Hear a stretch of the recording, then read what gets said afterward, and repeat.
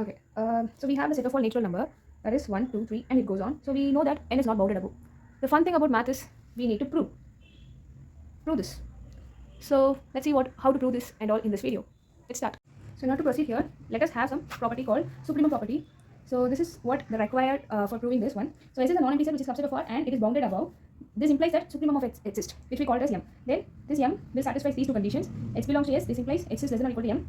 For all epsilon greater than 0, there exists Y of epsilon, that is Y dependent on epsilon in S such that M minus epsilon is less than Y, which is less than or equal to M. So if you don't understand it, please keep it aside. Let's start to prove this and we can try to understand this one. Okay, so very simple. Let's start proving this one. It has n is bounded above, so that is we are taking n is bounded above. Okay, obviously n has element, that is n has at least like one element, two elements, so there is an element, so n is not equal to empty. So now you can compare it with this relation. So S is a set, so here we have n as a set which is non-empty, okay, and it is bounded above. So we have taken it as bounded above and it is having an element, so which means it is non-empty. So we have just come across these two cases and hence we can say supremum of S exists. So which means sup of n is equal to existing, so that one we can call it as U. Okay, come on U, let's start with U. So here U is there, so that is what my supremum of n. So now we can do it as so let's because this U will satisfy these two properties obviously. That is, we can say that this U will have, for all x belongs to n. X is in the sense 1, 2, 3 and all. So any x in n, we will be having, this implies x is less than or equal to U, because U is the supremum. Okay, so that is what the first statement is. Like it satisfies this property, so that is what we have got.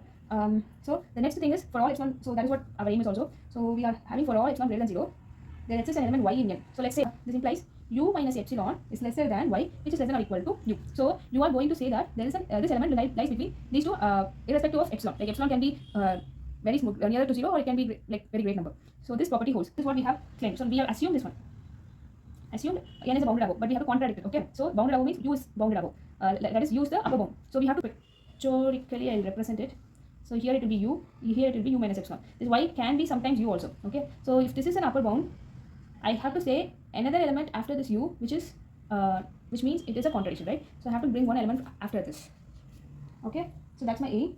So I have to pick one of the element to say it as a contradiction. Let's say it is in a simple way, let epsilon equal to 1. Okay.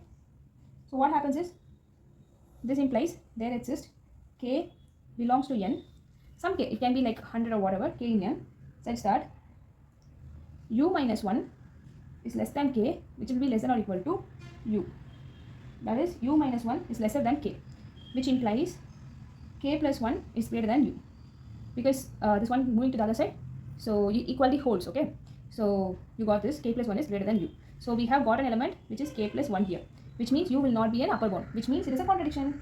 So but you should know that k plus 1 should belongs to the set natural number, then only it will be a contradiction. Okay, so k plus 1, since it belongs to the natural number, this means that U is not an upper bound.